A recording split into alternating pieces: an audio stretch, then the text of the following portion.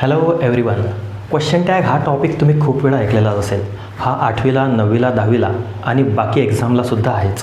त्यामुळे हा खूप इम्पॉर्टंट बनतो. हा टॉपिक जाणण्या अगोदर आपण याचे काही बेसिक्स पाहून घेऊ. जसं की ॲपॉस्ट्रॉफी म्हणजे काय, खूप जणांना माहीत असेल, एकदा रिवाईज करून घेऊ. तर पहा, ॲपॉस्ट्रॉफी म्हणजे काय, तर पहिले मॉडेल वर्ब आणि त्याला जर नॉट लागला तर शॉर्टकट काय बनेल त्याचा, ते असते ॲपॉस्ट्रॉफी. जसं की मॉडेल वर्ब आहे डू आणि त्याला जर नॉट लागला तर काय बनेल, डोंट. ओके, काहीच नाही, मधातला स्पेस आपण कॅन्सल केला आणि नॉटचा ओ कॅन्सल करून आपण ही ॲपॉस्ट्रॉफी घेतलेली आहे. बाकी सर्वच ए सेमच राहतील. बघा, डज नॉट काय होईल, डझंट. डीड नॉट काय होईल, डिडंट. विल नॉट काय होईल, वोंट. आणि शॉल नॉट काय होईल, शॉन्ट. त्यानंतर ॲम नॉट होते आरंट. हे तीन जे आहेत ते यात सगळ्यात मोस्ट इम्पॉर्टंट आहेत. यातच तुम्हाला कन्फ्युजन होईल. जसं की विल नॉट म्हणजे खूप जण म्हणतील की विलंट होईल, पण ते होत नाही, ते होईल वोंट.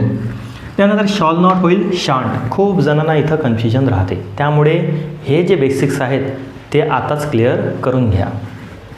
त्यानंतर बाकीचे एकदा तुम्ही वाचून घ्या, तुम्हाला हे समजूनच जातील. त्यानंतर आपल्या मेन टॉपिकला आपण येऊ, जसं की क्वेश्चन टॅग. तर काय आहे, कसं आहे, काही नोट्स दिलेल्या आहेत त्या आपण अगोदर पाहू. जसं की पहिली नोट आहे, पॉझिटिव्ह सेंटेन्स असेल तर निगेटिव्ह क्वेश्चन टॅग वापरा. आता क्वेश्चन टॅग कुठं वापरतो आपण, तर वाक्याच्या शेवटी. यालाच टेल टॅगसुद्धा म्हणतात. ठीक आहे, टेल म्हणजे काय, टेल म्हणजे शेपटी. शेपटी कुठं असते, नेहमी मागेच असते. त्यामुळे पहा, वाक्य जर पॉझिटिव्ह आहे तर क्वेश्चन टॅग निगेटिव्ह. म्हणजे हे तुमचं वाक्य आहे, हे पॉझिटिव्ह असणं म्हणजे काय, यात नॉट नाही. नॉट नाही, नॉट नाही म्हणजे ते सेंटेन्स झालं पॉझिटिव्ह. मग त्याचा जो क्वेश्चन टॅग असेल तो कसा येईल, निगेटिव्ह. म्हणजे डोंट येईल, डझंट येईल, डिडंट येईल, त्याला एन टी किंवा नॉट लागलेला असेल. ठीक आहे. सेकंड नॉट आहे negative sentence positive question tag. ठीक आहे, म्हणजे वाक्यात नॉट आहे. ठीक आहे, जसं की पहा, आय ॲम नॉट प्लेइंग. म्हणजे हे वाक्य आहे तर इथं नॉट आला म्हणजे तुमचा क्वेश्चन टॅगमध्ये नॉट येणार नाही. ठीक आहे, ॲम आहे ना, तर मग ॲम आय असा तो क्वेश्चन टॅग होईल. आपण डिटेलमध्ये आता याचे क्वेश्चन आणि ॲन्सर कसे येतील ते पाहू.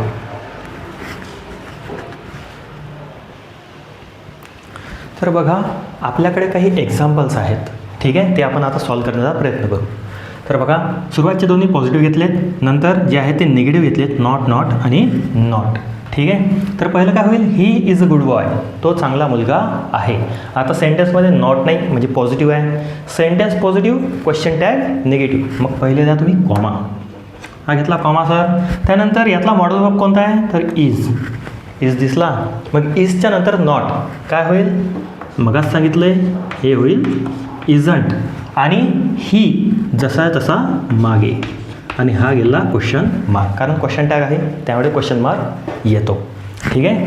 सेकंड बघा, दे आर प्लेइंग क्रिकेट. यातला मॉडेल वर्ब कोणता राहील, तर तो राहील सर आर. मग आरला नॉट, आरंट. हा घेतला सर कॉमा, ARENT, आरंट. दे जसंच्या तसं आणि क्वेश्चन मार्क. ठीक आहे. त्यानंतर थर्ड पहा, हे निगेटिव्ह सेंटेन्स आहे त्यामुळे तिकडे निगेटिव्ह येणार नाही क्वेश्चन टॅगमध्ये.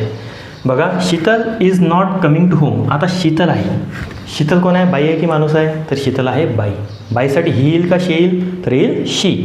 ठीक आहे. Sheetal is not coming to home. मग कॉमा, नॉट आहे घ्यायची गरज नाही, इज उचला कारण हा आहे मॉडेलवर इज. आता शीतल तिकडे घ्यायची गरज नाही, शीतलच्या ठिकाणी तुम्ही घ्या शी.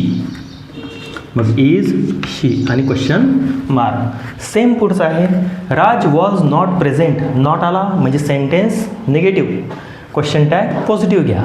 बघा, पहिले कॉमा, लक्ष देऊन कॉमा लिहा तिथं. ठीक आहे. मग काय लिहावं लागेल, वॉज जशा तसा घ्या. कोण आहे, राज. बाई आहे की माणूस आहे, माणूस आहे सर. मग ही की शी येईल, तर ही येईल. मग वॉज ही आणि हा घेतला आपण क्वेश्चन मार्क. इतक्या साध्या आणि सोप्या पद्धतीने हे क्वेश्चन असतात. फक्त सोडवताना आपल्याला प्रेझेन्स ऑफ माइंड तिथं ठेवावा लागतो. लास्ट बघा, Meena didn't like ice cream. NT म्हणजे निगेटिव्ह सेंटेन्स आहे. मग सर क्वेश्चन टॅगमध्ये काय येईल, नॉट येणार नाही. ठीक आहे. क्वेश्चन टॅग जो आहे तो येईल positive. Meena didn't like ice cream, comma घ्या. डीड मागे घ्या आणि कोण आहे मीना, बाई आहे की माणूस आहे सर, बाई आहे. मग काय शी आणि हा घेतला क्वेश्चन टॅग. इतक्या इझी प्रकारे हे सॉल्व करता येतात. बोर्डच्या एक्झाममध्ये पाहिलं तर आपल्याला कधी कधी 4 ऑप्शन दिलेले असतात.